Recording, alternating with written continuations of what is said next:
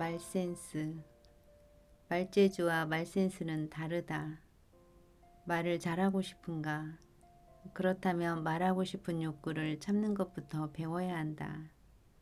우리가 알고 있는 소통의 달인은 의외로 말솜씨가 유창하지 않은 경우가 많다. 그들의 말은 절제돼 있고 과도한 제스처도 사용하지 않으며 오히려 들어주는 것에 능숙하다. 나는 내 테드 강연을 보거나 들은 사람들에게 종종 질문을 받는다. 그들이 하는 질문은 10중 8구 다른 사람들의 끔찍한 대화 기술에 대처하는 법과 관련되어 있다. 그들은 이렇게 묻는다. 상대가 말을 그치지 않고 계속하면 어떻게 하죠? 상대가 지루한 말을 늘어놓거나 했던 말을 계속 반복할 때는 어떻게 하죠? 상대가 아무 말도 안 할 때는 어떻게 하죠? 하지만 다음과 같은 질문은 거의 들어보지 못했다. 저는 항상 다른 사람의 말에 끼어듭니다. 이런 습관을 고치려면 어떻게 하나요? 저는 상대가 말을 할 때 지루해하곤 합니다. 이런 태도를 바꿀 수는 있을까요? 우리는 질 나쁜 대화를 다른 사람의 탓으로 돌리곤 한다. 처음 만난 날 어색해서 참기 힘들었다면 상대가 너무 말재주가 없었기 때문이고, 저녁 밥상에서 대판 싸웠다면 상대가 멍청한 무례한이었기 때문이다. 대부분의 사람들은 자신이 대화에 꽤 능숙하다고 생각한다. 이 책을 읽고 있는 당신이라면 아마도 자기 자신의 대화 기술에도 개선할 여지가 있다는 점을 알아차렸겠지만, 그럼에도 여전히 자신의 대화 능력이 평균은 넘는다고 생각하고 있을 것이다. 충분히 이해한다. 나 역시 그렇게 생각한 적이 있었다. 나 또한 엄청난 실수를 몇 차례 겪고 난 뒤에야 대화와 관련해 도움을 좀 받아야 한다는 사실을 받아들일 수 있게 되었다. 나는 약 12년에 걸쳐 라디오 리포터와 앵커로 활동한 경력이 있었고, 최고의 인터뷰 코치들과 함께 연구하기도 했으며 명망 있는 학술단체에도 참여했고 대화와 관련된 책들을 무수히 읽었다. 나는 대화라는 주제를 놓고 전문가들과 인터뷰를 한 적도 있고 수년에 걸쳐 인간의 대화를 연구한 사람들과 이야기를 나누기도 했다. 따라서 나는 마땅히 대부분의 사람들보다 의사소통에 능해야만 했다. 하지만 실제는 그렇지 못했다. 저널리즘 분야에서 경력을 쌓는 동안 나는 대화 능력이 떨어지는 사람들에 관해 읽은 적이 있다. 당시만 해도 내가 그들 중 한 명일 것이라고는 생각도 못했다. 나는 워크숍에 참석해 강연을 듣다가 인터뷰 진행 도중 게스트에게 주도권을 뺏기고만 가련한 리포트들의 이야기를 듣고는 주제넘게 웃음을 터뜨리기까지 했다. 내 자신도 그런 일을 당할 수 있다는 걸 꿈에도 생각지 못했다. 나는 내가 그런 일을 당하고서야 겨우 현실을 깨달은 것이다. 많은 사람들이 대화를 쉽게 생각하지만 훌륭한 대화는 저절로 이루어지는 것이 아니다. 우리 대부분이 2~3살 때부터 단어들을 연결하면서 대화 훈련을 거듭해왔다는 것이 사실이다. 하지만 문제는 우리가 그 기나긴 기간 동안 잘못된 것을 훈련하는 데 시간을 허비해왔다는 것이다. 우리는 똑같은 실수들을 전 생애에 걸쳐 반복해왔다. 안타깝게도 이 문제를 인식하는 사람은 거의 없다. 사실 우리는 자신의 대화 능력을 우리가 직장에 있든 학교에 있든 아니면 집에 있든 실제보다 훨씬 더 높게 평가하는 경향이 있다. 나는 대화할 때 말 하나는 시원하게 잘했다. 하지만 이런 능력은 의사소통 능력과는 전혀 무관하다. 말을 잘한다고 상대의 말을 더 잘 듣는 건 아니며 똑똑한 사람들이 상대의 말에 귀 기울이는 것에 더 형편없다. 더 높은 수준의 교육을 받은 사람들은 논리에 엄청난 가치를 부여하면서 감정의 중요성은 무시해버리는 경향이 있다. 물론 감정에 호소하는 주장만 해서는 논쟁에서 이길 수 없는 것은 사실이지만 대화는 논쟁이 아니다. 인간은 선천적으로 비논리적이고 감정적인 존재이다. 대화에서 감정을 제거하거나 제거하려고 시도한다면 대화에 담긴 엄청난 의미를 잃어버리게 될 것이다. 예를 들어 우리는 가끔씩 감정적인 반응에 대응하기 위해 사실을 동원하곤 한다. 친구가 임박한 이혼에 대해 이야기를 늘어놓기 시작하면 우리는 다음과 같은 말로 그 친구를 위로한다. 나쁘게 볼 것 없어. 결혼한 부부 중 절반 정도는 결국 이혼한다고 하잖아. 걱정 마. 어떤 심리학자는 이혼이 자녀와 건강한 관계를 지속할 기회를 증대시켜 줄 수도 있다고 말했어. 이 말들은 모두 사실이지만 그런 언급은 정서적 지지를 필요로 하는 친구에게는 전혀 도움이 안 된다. 대화는 대학 강의나 테드 강연 같은 것이 아니다. 힘들어하는 친구의 말을 들어주는 것이 아무리 어색하게 느껴진다 하더라도 논리로 도피하는 것은 올바른 반응이라 할 수 없다. 자신의 고통을 토로하는 사람에게 상투적으로 제공되는 위로의 말들을 떠올려 보라. 기회는 얼마든지 있다. 이런 말이 비록 사실일지는 모르지만 나는 그런 말이 막 해고당한 사람에게 도움이 될 것이라고는 생각하지 않는다. 그 일은 처음부터 너에게 안 맞았어. 운다고 해결될 문제가 아니야. 사람들이 쳐다보잖아. 이런 말 역시 위로와는 거리가 멀다. 논리를 통해 감정적인 문제에 접근하려는 전략은 실패하기 마련인 것이다. 논리는 감정을 무력화시키고자 시도하지만 감정은 약점이 아니고 무용한 것도 아니다. 인간은 사회적 동물인 만큼 우리의 감정은 유용한 동시에 중요하기도 하다.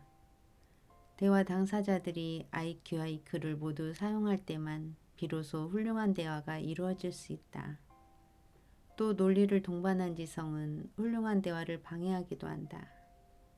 지성이 높은 것으로 간주되는 사람들은 스스로를 다른 사람들보다 더 영민하고 사리에 밝은 것으로 간주되기 때문에 자신보다 지적 능력이 떨어진다고 생각하는 사람들과 대화를 하게 되었을 때 자신이 무언가를 이해하지 못한다는 사실을 인정하려 들지 않는다. 그들은 상대의 말을 이해하지 못했다는 사실을 인정하는 것이 자신이 생각만큼 똑똑하지 못하다는 사실을 인정해야 하는 것으로 느껴지는 것이다. 그래서 나는 대화 과정에서 발생한 문제점들에 대해 상대와 터놓고 얘기할 것을 권한다. 대화를 하다가 무언가 빗나가고 있다는 것을 느끼면 상대에게 피드백을 요청해보라. 당신이 기대한 대로 대화가 진행되지 않았다는 점을 상대에게 알려준 뒤 자신이 잘못 이해한 것은 없는지, 요점을 제대로 파악하지 못한 것은 아닌지 솔직하게 물어보는 것이다. 그런 뒤 상대가 하는 말에 귀를 기울여라. 기분 나빠하지 말고 상대가 하는 말을 잘 들어보라. 아마도 처음에는 형제자매나 친구처럼 친한 사람에게 물어보는 것이 좋을 것이다. 건설적인 비판을 귀담아 듣는 것은 결코 쉬운 일이 아니지만 대화 능력을 향상시키고자 한다면 개선이 필요한 측면들을 정직하게 검토해 보는 것이 필수적이다. 일단 나의 대화 기술에 문제가 있다는 점을 인정하고 나자 잘못된 점들이 눈에 들어오기 시작했다. 나는 라디오 스튜디오에서 사람들에게 말을 하고 난 뒤 실수했거나 개선의 여지가 있는 부분이 어디인지 피드백을 받았다. 당연한 말이지만 나는 대화 기술이 향상됨에 따라 스튜디오의 안과 밖에서 이루어지는 의사소통의 질 역시 향상되는 것을 느낄 수 있었다. 내가 상대의 말에 귀를 기울이자 수줍어하던 사람들이 더 많이 말을 걸어왔고 대화에 더 집중하는 모습을 보이자 말 많던 사람들이 장황하게 말하는 것을 자제하기 시작했다. 삶에서와 마찬가지로 대화에서도 당신은 다른 사람의 말과 행동을 통제할 수 없다. 당신이 통제할 수 있는 건 오직 당신 자신뿐이다. 하지만 때로는 그것만으로도 충분하다. 라디오에 출연했던 게스트들 가운데 내가 가장 좋아하는 사람은 소설가인 살만 루슈디이다. 나는 20년에 걸친 방송활동 동안 만난 다른 어떤 사람들보다 그를 더 자주 인터뷰해왔다. 내가 그를 좋아하는 이유는 내 질문에 진심으로 귀를 기울인 뒤 신중하게 답변을 해주었기 때문이다. 그는 가끔씩 대답을 하기 전에 한동안 생각에 잠기기까지 한다. 그런 태도를 취하는 건 결코 쉬운 일이 아니다. 사람들이 논란거리로 무장하고 달려드는 방송 영역에서는 특히나 더 그렇다. 뉴슈디와 인터뷰를 통해 나는 스스로에게 이렇게 물어보았다. 나도 뉴슈디처럼 함께 대화하기에 즐거운 사람이 될 수 있을까? 나는 다른 사람들의 말에 귀 기울여 듣고 반응하는가? 아니면 미리 준비해둔 근사한 말만 하려고 상대의 말이 끝나기만을 기다리는 것인가? 뉴슈디와 세 번째로 인터뷰를 나눈 후부터 나는 그의 말에 주의 깊게 귀를 기울인 후 반응하는 횟수가 얼마나 되는지 기록하기 시작했다. 나는 내가 그의 말에 진심으로 귀를 기울이지 않았다는 사실을 깨달았는데 이는 내가 그와 진정으로 대화를 나누고 있지 않았다는 것을 뜻했다. 나는 그가 무슨 답을 하든 상관없이 미리 준비된 질문들만 툭툭 던지고 있었던 것이다. 의사소통과 관련된 우리의 약점들을 못 본 채 하기는 쉽다. 우리는 자신의 실수를 옹호하거나 변명하며 때로는 자신의 약점을 강점으로 재구성하기까지 한다. 예를 들어 오랫동안 친구에게 연락하지 못한 것을 이렇게 변명한다. 그 친구도 바쁘게 지낼 거야. 또 오랜만에 만난 친구와 형식적인 대화를 나눈 후 이렇게 생각한다. 너무 심각한 질문은 우리 둘 모두를 피곤하게 만들고 말 거야. 또 당신의 사무실에서도 마찬가지다. 당신이 사무실에서 동료들과 관계를 맺는 것을 꺼려한다고 해보자. 당신은 스스로에게 이렇게 말할 것이다. 일에 너무 집중하느라 시간 낼 틈이 없었어. 동료들이 하는 것을 방해해서는 안 되지. 생각은 그렇게 합리화하고 있지만 사실 당신은 옆자리의 동료에게 아무런 관심도 없는 것인지도 모른다. 우리에게는 자신이 취하는 거의 모든 행동을 정당화하는 놀라운 능력이 있다. 패턴 리서치 센터의 경영자이자 의사소통 전문가인 팻 와그너는 이런 정당화를 고결한 결점이라고 부른다. 와그너는 우리가 자신의 대인관계 기술이 얼마나 형편없는지, 그리고 그런 미숙함이 다른 사람에게 어떤 영향을 미치는지 자주 잊어버린다고 말한다. 실제로 우리는 말하는 데 끼어드는 자신의 성향이 회의에서 다른 사람들의 의견 개진을 방해한다는 사실을 알지 못하며 세부적인 사항들을 소홀히 하는 자신의 태도가 다른 사람들을 불안하게 만든다는 사실도 제대로 인식하지 못한다. 그렇다면 어떻게 해야 할까? 다음은 내가 이런 문제들을 극복하기 위해 활용한 훈련법이다. 이 방법은 와그너가 자신의 워크숍에서 보여준 훈련을 토대로 했다. 나는 먼저 대화를 할 때 내 기분을 상하게 하는 사람들의 행동을 목록으로 만들었다. 다음과 같은 식이다. 한 말을 반복한다. 장황하게 설명한다. 말하는 데 끼어든다. 그런 뒤 그 목록을 친구와 동료들에게 보여주면서 나에게 해당되는 항목이 몇 개나 되는지, 내가 그런 행동을 하는 빈도는 얼마나 되는지 알려달라고 부탁했다. 나는 대화 기술을 향상시키기 위해 이런 훈련을 하는 것이니만큼 되도록 정직하게 대답해달라고 요청했고, 답변 때문에 기분 상하는 일은 없을 거라고 미리 당부해 두었다. 이 훈련은 위험한 모험처럼 느껴졌지만 나를 일깨워주는 것이 아주 많았다. 물론 대화 상황에서 알아야 할 모든 것을 아는 건 불가능하다. 각각의 대화는 그 대화 상황에 고유한 측면이 있기 때문이다. 그래서 작가인 조슈아 이베강도 의사소통의 기술은 정보 전달의 기술이 아니다라고 말한 바 있다. 당신은 대화와 관련된 기술들을 주기율표에 있는 원소 번호처럼 외울 수 없다. 하지만 그럼에도 우리 대부분은 그런 식으로 대화에 접근한다. 대화를 개선하는 법에 관한 조언을 구할 때 당신은 종종 어느 상황에나 광범위하게 적용되는 규칙과 마주하게 될 것이다. 어쩌면 그런 전략들을 당신은 이미 어느 정도 알고 있을지도 모른다. 예를 들면 이런 것들이다. 상대와 눈을 마주쳐라. 흥미로운 주제들을 준비하라. 들은 내용을 되풀이해 호응하라. 미소를 짓고 고개를 끄덕여라.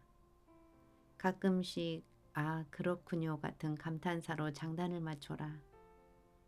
하지만 내 조언은 한마디로 그렇게 하지 마라이다.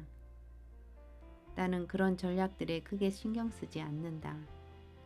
전문가들이 좋은 전략이라고 말한 것들이 실제 현실에서는 잘못된 것으로 드러나는 경우가 너무 많기 때문이다. 그렇다면 왜 나의 조언에는 주의를 기울이라고 하는가? 왜냐하면 내가 매일같이 방송을 진행하는 스튜디오는 일종의 대화 실험실 같은 역할을 하기 때문이다. 화학자가 질산, 아세톤, 염소 같은 화학물질들을 가지고 실험을 하듯 나는 매주 수많은 사람들과 함께 앉아 여러 유형의 대화를 가지고 실험을 거듭한다. 그 사람들 가운데 대다수는 내게 낯선 사람들로 국적도 매우 다양하고 출신 성분도 제각각이다. 나는 상원 의원, 영화배우, 목수, 트럭 운전사, 백만장자, 유치원 교사 등 온갖 종류의 사람들과 대화를 나눠봤다. 그들 중 일부는 매우 감정적이고 다른 일부는 엄청나게 차분하다. 내 스튜디오는 대화 기술들을 테스트하기에 더없이 적합한 장소다. 듣고 있다는 것을 나타내기 위해 고개를 끄덕이며 아라고 말하라와 같은 조언들을 접하면 나는 그 전략을 스튜디오 실험실로 가지고 가서 직접 시험해 볼 수 있다. 나는 수많은 사람들 앞에서 고개를 끄덕이며 아라고 말한 뒤 그들의 반응을 점검해 볼 수 있다. 그렇다면 이 전략은 효과가 있었는가? 아니, 별로 그렇지 못했다. 내 경험에 의하면 의도적으로 머리를 끄덕이는 것은 진실되지 못한 것이며 그러한 느낌은 상대에게까지 고스란히 전달된다.